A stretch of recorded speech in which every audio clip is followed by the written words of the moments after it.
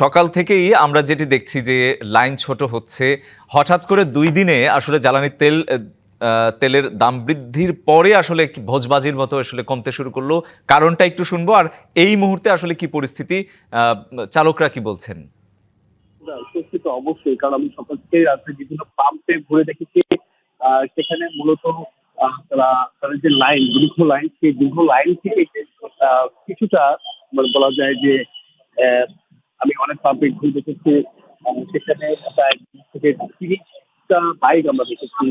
পাশাপাশি আমরা ব্যক্তিগত গাড়িগুলো দেখেছি। সেটা যে দীর্ঘ লাইন আমরা বিগত দিনগুলো দেখেছি, সেটা চিত্র কিন্তু বদলে গেছে বা বদলে যাচ্ছে। এমনকি তেল কর্তৃপক্ষ তারা কিন্তু বা এই তেলের পাম্প কর্তৃপক্ষ তারা কিন্তু বলছেন বরাবরই যে এখানে মূলত যে ৯,০০০ লিটার তেল, সেই চাহিদা মোতাবেক সাধারণ যে গ্রাহকরা তারা কিন্তু আসলে এসেছেন বা আসছেন। যেটা হচ্ছে আমি একটু যদি এখানে যারা আছেন তাদের সঙ্গে কথা বলেছি, তারা বলছেন যে এই আশাটা তারা এই দীর্ঘ সময় অপেক্ষা, সেই অপেক্ষা আগে যেখানে ৮ থেকে ১০ ঘন্টা সময় লাগছে, সেখানে এখন কেউ কেউ পেয়েছে ৪০ মিনিটে, আবার কেউ কেউ পেয়েছে ১ থেকে ১.৫ ঘন্টার মধ্যে।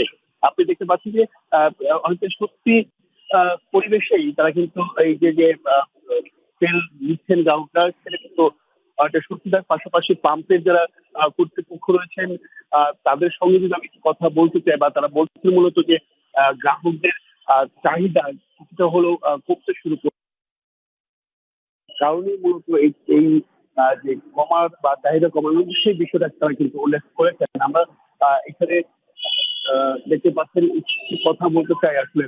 আহ, কতক্ষণ পরে আপনি পেয়েছেন একটু বলবেন? কতক্ষণ পরে পেয়েছেন? ১.৫ ঘন্টা। ১.৫ ঘন্টা। লাইনের চাপ কেমন? লাইনের চাপ মোটামুটি কম। অনেকটা কম না?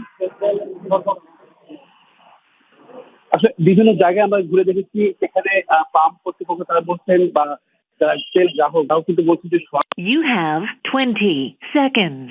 যেমনটা হচ্ছে বিভিন্ন পাম্পগুলো যে বন্ধ থাকার কথা বা বন্ধ রেখেছিল, সেগুলো কিন্তু আস্তে আস্তে বা সে পাম্পগুলো খুলে দেওয়া হয়েছে। তাই বিভিন্ন পাম্পের যে চাপ, সেই চাপটা কিন্তু কমে এসেছে। সেই বিষয়গুলো কিন্তু আসলে গ্রাহকরা বারবার বলছিলেন।